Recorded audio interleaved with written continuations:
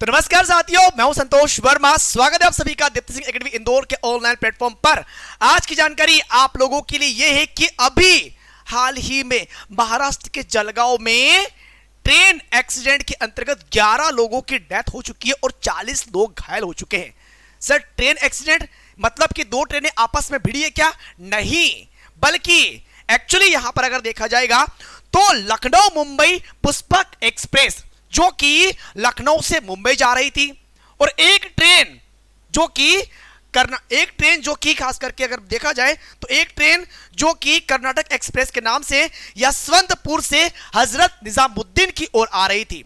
समझ गए भाई? यशवंतपुर से हजरत निजामुद्दीन की ओर आ रही थी। तो सर, दोनों ट्रेन अगर आ रही थी अपने अपने ट्रैक पर आ रही थी, तो अपने अपने ट्रैक पर अगर आ रही थी तो यह एक्सीडेंट कैसे हुआ? एक्चुअली जो ट्रेन लखनऊ मुंबई एक्सप्रेस है, ये ट्रेन जा रही थी लखनऊ से मुंबई की ओर और ऐसी इसमें अफवाह फैल गई कि भाई इस ट्रेन में आग लग गई है, इस ट्रेन के कोच में आग लग गई है। और जैसे ये अफवाह फैली तो उन पैसेंजर्स में से किसी ने ट्रेन का जो ब्रेक वाला चेन होता है उस चेन को खींचा भी।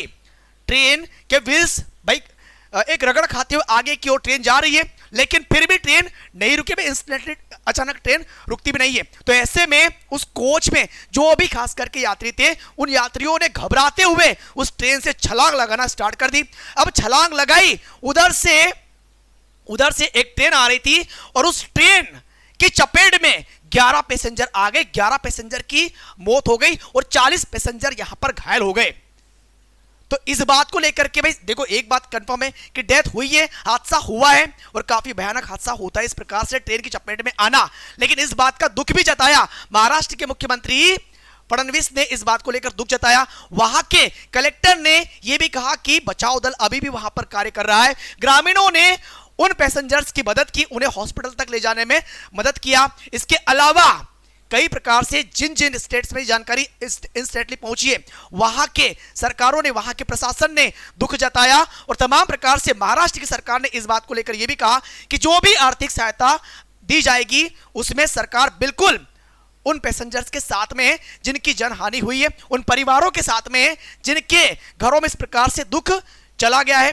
लेकिन फिर भी इस बात के माध्यम से, इस जानकारी के माध्यम से आप लोगों को अवेयर करवाना इस मंच का ये प्रयास रहेगा खास करके, ताकि आने वाले समय में इस प्रकार की एक्टिविटी अगर इन फ्यूचर किसी भी प्लेटफॉर्म पर, किसी भी स्थिति में अगर होती है तो वहां पर हमें शांतिपूर्वक उस समस्या का समाधान करना, सोचना है कि भाई वास्तविकता में ऐसा कुछ हुआ है या फिर इंस्टेंटली इस तरीके से कूदना ये गलत भी है, ठीक है। लेकिन फिर भी जिन लोगों ने खास करके इस घटना को देखा, उनका यह मानना भी हो रहा है कि जहां पर यह घटना घटित हुई है वहां पर जो ट्रेन अपोजिट साइड से आ रही थी, वहां पर एक टर्न था और उस टर्न में उस ट्रेन ड्राइवर ने हॉर्न नहीं बजाया। अगर वो हॉर्न बजाता तो हो सकता है कि यात्री कूद नहीं पाते या फिर अपोजिट साइड कूदते, ठीक है। तो ऐसी कई प्रकार की अफवाहें भी आ रही है, लेकिन फाइनली जो भी रिजल्ट आएगा वो इन्वेस्टिगेशन होने के बाद ही हमें क्लियर हो पाएगा कि वास्तविकता में हुआ क्या था।